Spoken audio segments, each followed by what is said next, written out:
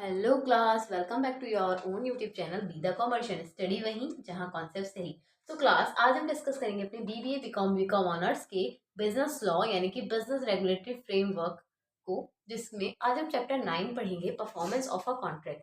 So student, अभी तक मैंने इसका पार्ट 1 में आपको बता दिया था कि कौन परफॉर्म करता है, किस तरीके से किया जाता है।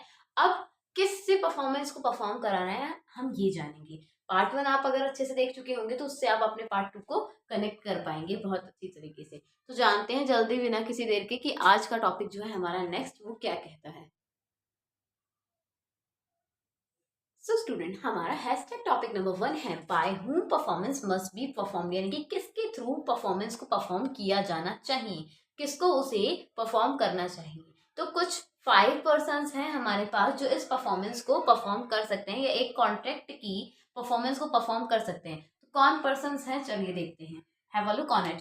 So number 1 is promisor by himself. जिसने भी वो कॉन्ट्रैक्ट करने के लिए प्रॉमिस किया था वो खुद सबसे पहले परफॉर्म कर सकता है, क्योंकि उसे करना ही चाहिए, क्योंकि प्रॉमिस उसी ने किया है तो वो करेगा। वो प्रोमिसर जो होगा वो खुद से करेगा। Number 2 is promiser's agent. अगर प्रोमिसर नहीं है जिसने वो कॉन्ट्रैक्ट को डील करा था, जिसने उस कॉन्ट्रैक्ट में प्रॉमिस किया था, तो उसके जो एजेंट होंगे, यानी कि अगर मैंने आपसे कोई कॉन्ट्रैक्ट किया है कि आपके साथ में ये काम मैं करूंगी, आप मेरे साथ कॉन्ट्रैक्ट कीजिए, अगर मैं नहीं कर पा रही हूँ तो मेरे अंडर जो लोग होंगे, जो मेरे एजेंट्स होंगे या जो मुझसे इंटरलिंक होंगे, जो मेरी एब्सेंस में वर्क कर पाएंगे, वो लोग क्या करेंगे, आपके साथ वर्क करेंगे या फिर उस इंसान के साथ वर्क करेंगे जिसके साथ हमने वो कॉन्ट्रैक्ट किया है। तो वो क्या कहलाएंगे, प्रोमिसर्स एजेंट। जैसे कि मैंने आपको कहा था कि मैं आपको कॉमर्स पढ़ाऊंगी, बट मैं बीमार हो गई और 4 दिन की छुट्टी पे चली गई, तो मेरी एब्सेंस में अगर मैंने आपसे कह दिया कि आज आपको वंश सर पढ़ाएंगे, दैट मीन्स वंश सर कौन हो गए, प्रोमिसर्स यानी कि मेरे एजेंट हो गए। Okay, next one is legal representatives. Legal representatives जो मेरे लीगल रिप्रेजेंटेटिव होंगे, यानी कि जैसे कि मैंने आपके साथ कॉन्ट्रैक्ट किया था, ठीक है, बट मैं नहीं कर पा रही हूँ उस काम को या मुझे नहीं करना है, बट मैंने अपनी जगह पे किसी लीगल पर्सन को रखा है, ऑथराइज कर दिया है, अपनी अथॉरिटीज को उन्हें हैंड ओवर कर दिया है कि अब मेरे जितने काम है आप कीजिए। तो वो कौन होंगे, मेरे लीगल रिप्रेजेंटेटिव हो गए। फॉर एग्जाम्पल वंश सर कह सकते हैं, आप लोग बहुत अच्छे से जानते होंगे, या फिर प्रशांत सर को बोल सकते हैं, जो मेरी जगह पे आप लोगों को पढ़ा सकते हैं बहुत अच्छी तरीके से। तो वो लोग क्या बने, मेरे लीगल रिप्रेजेंटेटिव बने।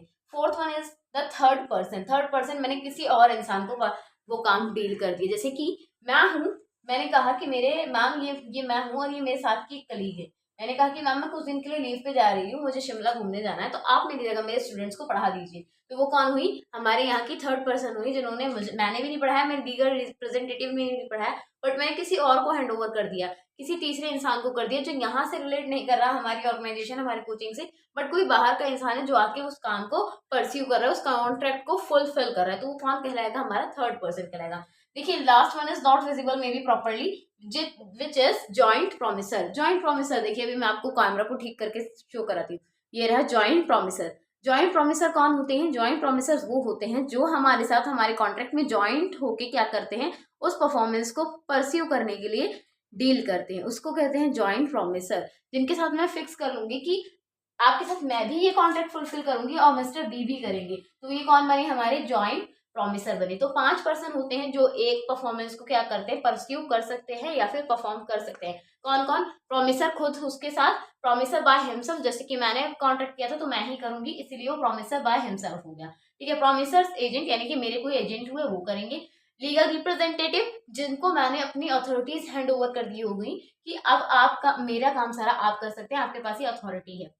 थर्ड पर्सन यानी कि किसी थर्ड पर्सन को लाके मैंने आपके सामने खड़ा कर दिया कि आज से मैं कुछ दिन के लिए लीव पे जा रही हूँ, अब आप इनसे ये काम पूरा कराइए। जॉइंट प्रोमिसर जिनके साथ मिलकर हमने वो कॉन्ट्रैक्ट डील किया था, वो हो गए हमारे जॉइंट प्रोफेसर प्रोमिसर्स। ठीक है, ये थे हमारे कौन, promisers must be perform, performance must be perform. ठीक है, ये वाले। अब हम बात करेंगे टेंडर के बारे में। What is tender. टेंडर आप लोगों ने बहुत बार पहले भी सुना हुआ होगा कि टेंडर क्या होता है। टेंडर्स आपने सुना होगा, बहुत बड़े बड़े ब्रिजेस बनाए जाते हैं, फ्लाईओवर्स बनाए जाते हैं, या फिर सोन बहुत सारे ऐसे चीजें करते हैं, ऐसे बड़े बड़े कॉन्ट्रैक्ट्स होते हैं जिनको बनाने के लिए टेंडर पास किया जाता है। तो उसी को ही आज हम जानेंगे कि टेंडर क्या होता है, कैसे हम उस टेंडर में डील करते हैं और किस किस तरीके के कितने टाइप्स के हमारे टेंडर्स होते हैं। So student, hashtag topic number 2 क्या है हमारा, व्हाट इज टेंडर। टेंडर क्या होता है, टेंडर के बारे में आपने बहुत बार सुना होगा, बहुत बार। जैसे कि आपको ब्रिजेस बनाने का, फ्लाईओवर बनाने का टेंडर दिया जाता है, जो एक टाइम पीरियड और एक पे अमाउंट के साथ फिक्स होता है। अब देखिए क्या कहा गया है टेंडर की डेफिनेशन में, an offer to perform the obligation, यानी कि एक ऑफर दिया है जिसमें आपका कर्तव्य है, ऑब्लिगेशन का मतलब होता है आपका कर्तव्य है, under the contract is an accordance with the term of the contract, it is not actual performance. ठीक है, विच मीन्स कि टेंडर को क्या कहा गया है कि एक ऑफर दिया जाता है इसमें किसी एक्टिविटी को परफॉर्म करने के लिए, और जिस तरीके से आपने उस एक्टिविटी को परफॉर्म करने के लिए एक्सेप्ट कर लिया होता है, हाँ कर दिया होता है, तो आपको क्या करना होता है, वो आप कॉन्ट्रैक्ट में डब कर चुके होते हैं उस अपने ऑफर को, जो आपका कॉन्ट्रैक्ट बनने के बाद क्या होता है, टेंडर कहलाया जाता है। बट इसे टेंडर किस लिए कहते हैं, क्योंकि एक्चुअल में यहाँ पे अभी परफॉर्मेंस परफॉर्म नहीं की गई जाती है, सिर्फ यहाँ पे ऑफर दिया गया है। ठीक है, क्या डिफरेंस होता है कॉन्ट्रैक्ट और टेंडर में, यहाँ पे ऑफर दिया गया है प्लस एक्सेप्टेंस है।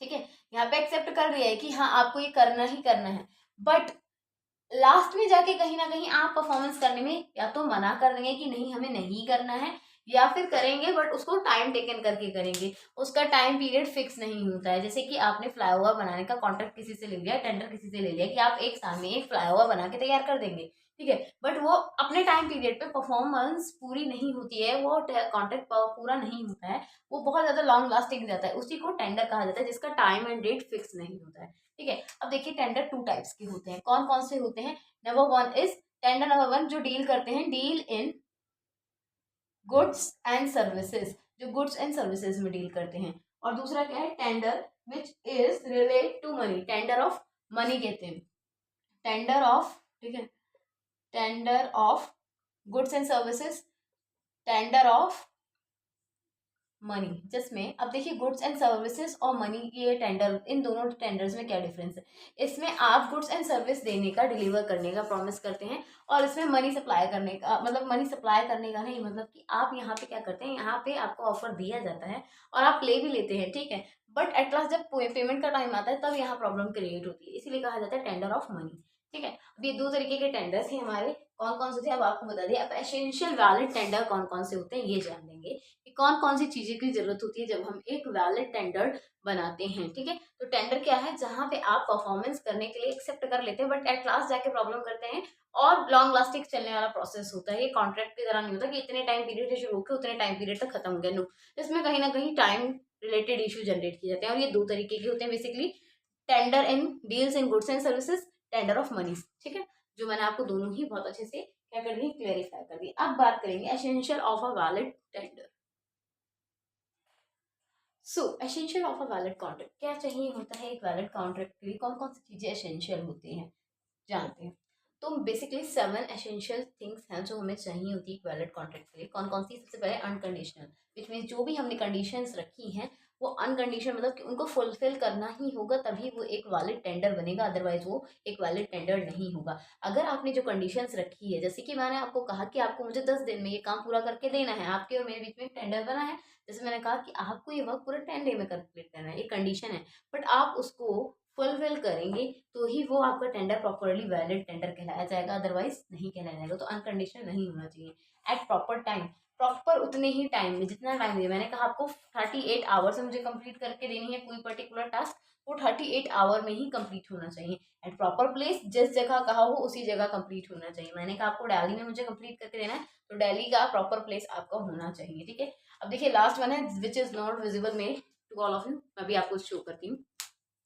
रीजनेबल अपॉर्चुनिटी टू प्रोमिसी, यानी कि जो भी टेंडर आप लोगों ने पास कराया उसके लिए आपको रीजनेबल अपॉर्चुनिटी दी है। रीजनेबल अपॉर्चुनिटी का मतलब क्या होता है कि जितना भी आप कोशिश कर सकें, जितनी टाइम पीरियड उसे देना चाहिए, जितना समय देना चाहिए, जो चीज़ें उसको चाहिए उतनी सभी चीज़ें उसको अवेलेबल कराएंगे, तभी एक वैलिड कॉन्ट्रैक्ट बन पाएगा। अगर कुछ ऐसा है जो नहीं हो सकता है बट फिर भी आप उस टास्क में दे रहे हैं, तो वो रीजनेबल अपॉर्चुनिटी में नहीं कंसिडर किया जाएगा, वो एक वैलिड टेंडर नहीं होगा। अब आते हैं अपने नेक्स्ट पॉइंट पे, फॉर होलसेल। ठीक है, फॉर होलसेल ऑब्लिगेशन भी आएगा यहाँ का, ऐड कर सकते हैं। फॉर होलसेल ऑब्लिगेशन मतलब कि आपको पूरा लमसम एक साथ पूरा उसे उसके टास्क, उसके ऑब्लिगेशन बता दे रहे हैं कि आपको पर्टिकुलर ये चीजें परफॉर्म करनी है टू प्रॉपर पर्सन। ठीक है, प्रॉपर पर्सन मतलब कि जिस काम के लिए जो इंसान ऑब्लिगेटेड है, यानी कि जिस जो इंसान जो काम कर सकते, जैसे मेरे को ड्रेस सिलवानी है तो मैं ऑब्वियस सी बात है टेलर के पास जाऊंगी, डॉक्टर के पास तो नहीं जाऊंगी।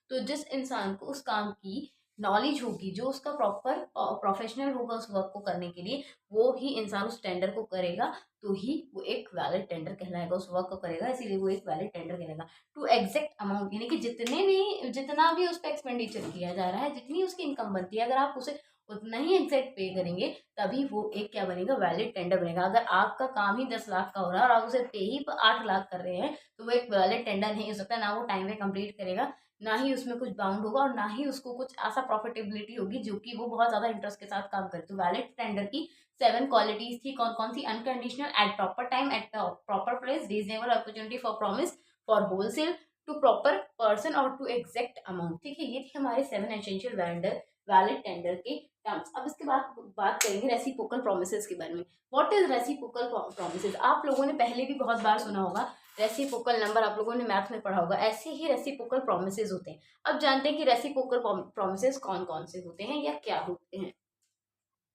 So student, hashtag topic number 4 में आएगा हमारा रेसिप्रोकल प्रोमिसेस। रेसिप्रोकल प्रोमिसेस क्या होते हैं? देखिए, promises which from the consideration or part of the consideration for each other are called the reciprocal promises, जो आते हैं सेशन 2 सब सेशन 7 F के अंदर। ठीक है, रेसिप्रोकल प्रोमिसेस कौन से होते हैं कि आपने यहाँ पे, फॉर एग्जाम्पल मैं यहाँ एग्जाम्पल के साथ समझा देती हूँ।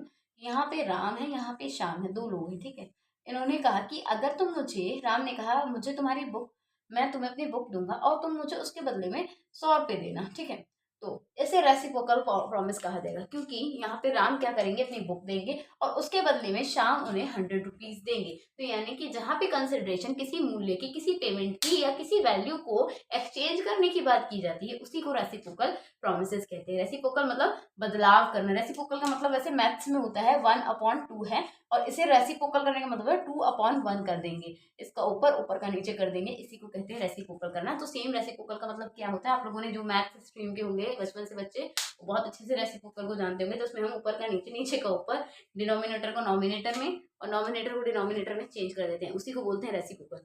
ठीक है, तो रेसिप्रोकल का मतलब क्या होता है, जब हम टर्म्स एंड कंडीशंस को या फिर किसी प्रॉमिस को या फिर किसी कॉन्ट्रैक्ट को कंसिडरेशन के बिहाफ पे, यानी कि भुगतान करने के बिहाफ पे क्या करते हैं, चेंज कर लेते हैं। कि अगर आप मेरा कोई काम करेंगे तो उसके बदले में आपको कुछ करके दूंगा, उसी को हम रेसिप्रोकल प्रोमिसेस कहते हैं। अब 3 तरीके के रेसिप्रोकल प्रोमिसेस होते हैं। अब जानते हैं कौन कौन से 3 टाइप्स होते हैं रेसिप्रोकल प्रोमिसेस के।